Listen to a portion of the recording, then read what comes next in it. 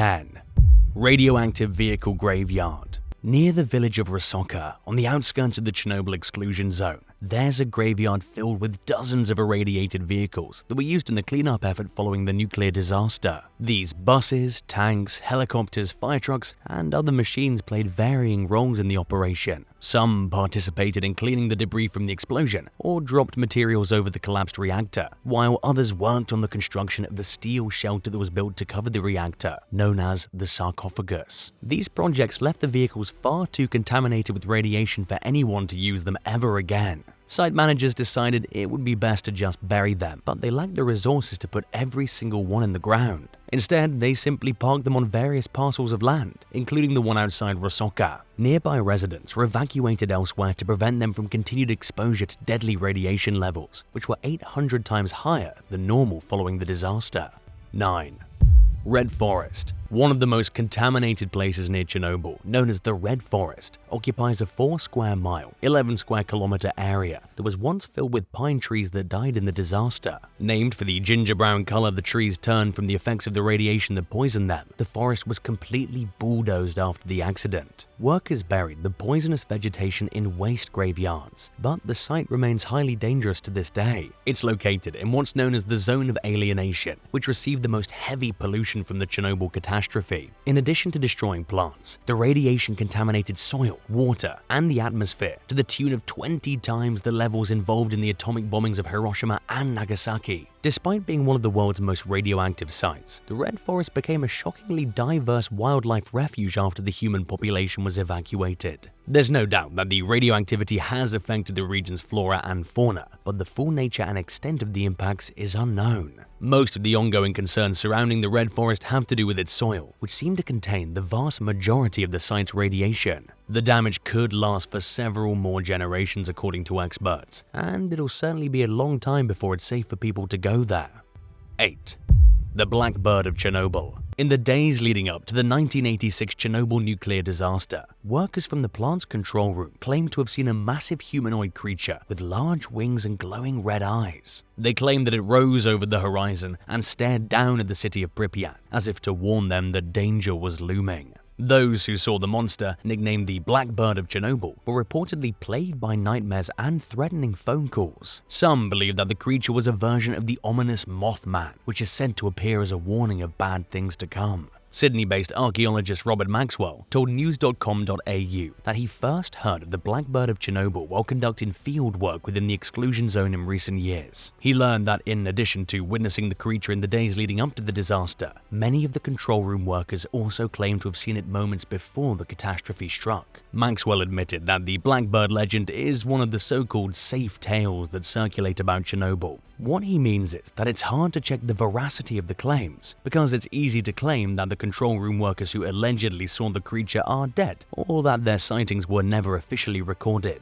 In this sense, it could explain why the legend didn't seem to appear until 2005, or why it persists so strongly today. We'll probably never know for sure what the workers saw or what exactly it was. 7.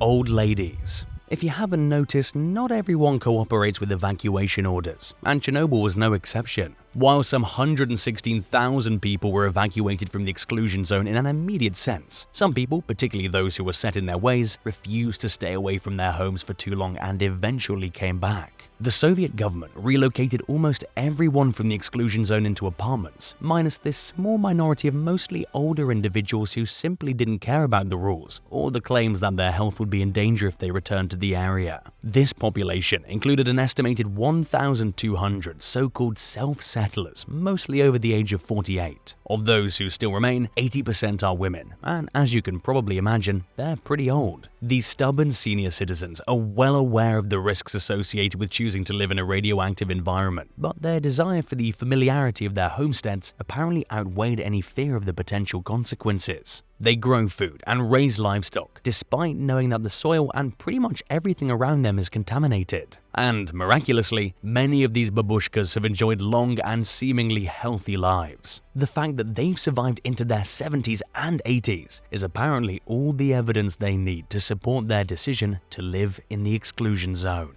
If you had to be evacuated from your home due to radiation, would you ever return? Tell us in the comments and hit subscribe while you're at it. 6.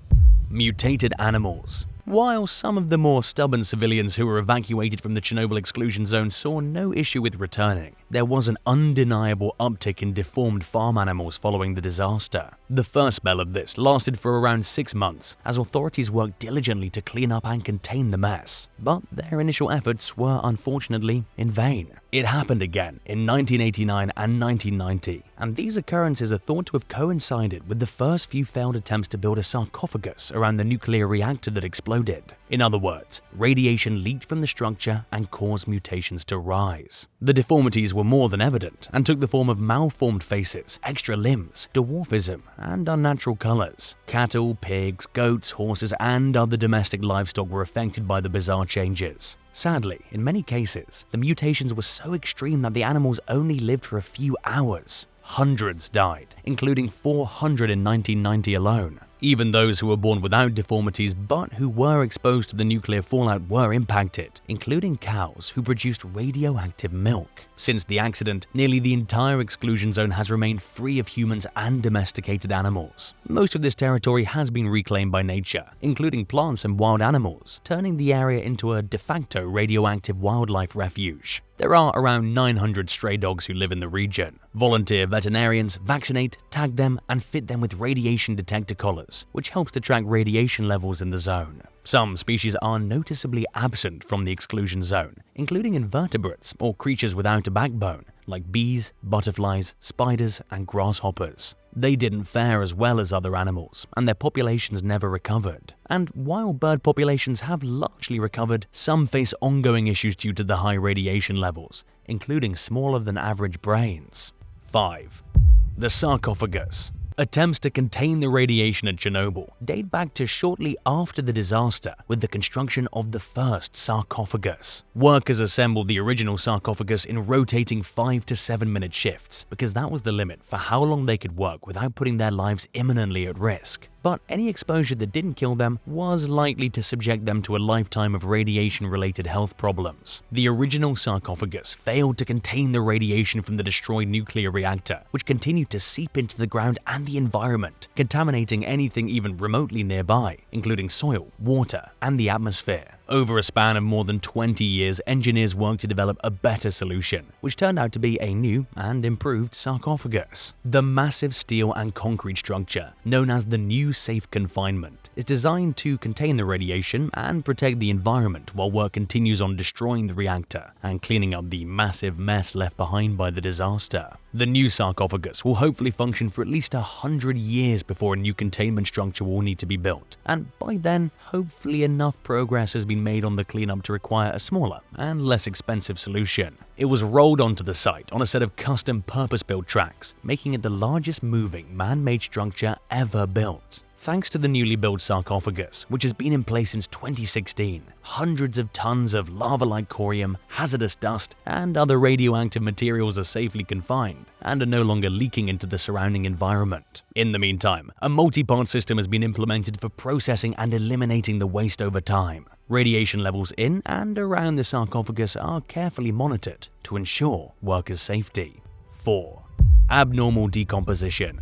There's no doubt that the nuclear disaster at Chernobyl dramatically affected plant and animal life within the exclusion zone. The most obvious effect of the sudden influx of radioactive pollution was the massive killing off of vegetation and wildlife. But scientists were surprised to realize that dead plants don't seem to decompose nearly as fast within the exclusion zone as they do in a normal setting. What this means is that the radiation has had a slowing effect on microbes, fungi, and certain insects that play key roles in breaking down dead organisms. Scientists have estimated that so-called leaf litter in the exclusion zone is as much as 2 to 3 times thicker than it would be elsewhere. And even some animals that have been caught and killed outside the exclusion zone, and in some cases as far away as Germany, have taken an oddly long time to decay. There are numerous drawbacks to this unusual preservation, including not only the high levels of radioactive contamination that come with it, but also the risk of forest fires. With so much dry brush piling up on the forest floor, there's a much higher chance of a catastrophic blaze, which, as we're sure you can imagine, is one of the last things anyone would want to happen anywhere near the disaster site. 3. giant catfish. In 2016, footage of a giant catfish swimming around in Chernobyl's cooling pond surfaced online, sparking rumors that the creatures were mutants whose size grew out of control from radiation. Many news headlines fed into the hype, rather than telling readers the truth that the catfish were not mutated by nuclear contamination. Speaking with the International Business Times about another suspected case of massive radioactive fish in 2015, University of South Carolina radiation specialist Dr. Timothy Mousseau explained that very few mutations lead to extra-large size. He further explained that on the contrary, most mutated animals grow less efficiently because they're less capable of finding food and they tend to not live as long. The massive catfish in the Chernobyl cooling pond are of a perfectly normal size for their species. Known as Wells catfish, it's customary for them to weigh as much as 350 pounds, 158 kilograms if the conditions are right. There are even stories of Wells catfish growing even bigger, but it's rare. But fishermen have certainly caught specimens that outweigh the fish at Chernobyl, which are pretty ordinary despite their impressive size. 2.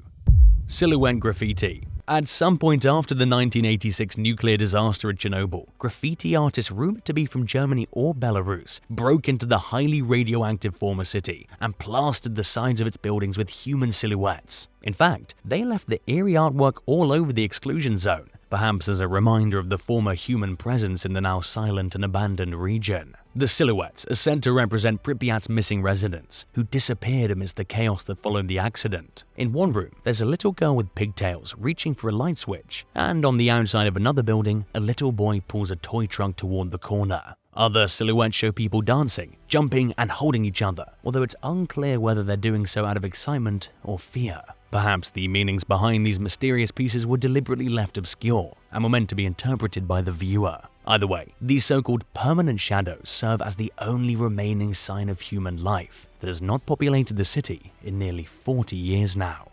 1. Soviet propaganda. Pripyat's 50,000 residents were evacuated 36 hours after the nuclear disaster struck. They all expected to return within a short amount of time because that's what they were told would happen, so most people didn't take much beyond their identification documents and a few days' worth of clothing and personal belongings. Their time away ended up being permanent, as we all know today, and the population's hasty departure left the city essentially frozen in time. While what's left of the city is weathered and deteriorating, it otherwise still looks much like it did the day its residents left, with no more than an armful or two of belongings, with plans to come back soon. Consequently, Pripyat offers a rare glimpse of what everyday life in a Soviet-era closed city was like. Its remains are littered with remnants of a bygone era, including large portraits of Soviet leaders and a statue of a soldier that survived the test of time surrounded by crumbling ruins, making it seem all the more resilient. There are also large murals promoting the Soviet culture and way of life, and reflecting the political climate at the time, which people were expected to go along with and never question or challenge. Thanks for watching. Can you think of any other nuclear disasters that should be a video like this? Let us know in the comments below and don't forget to subscribe. See you next time, bye!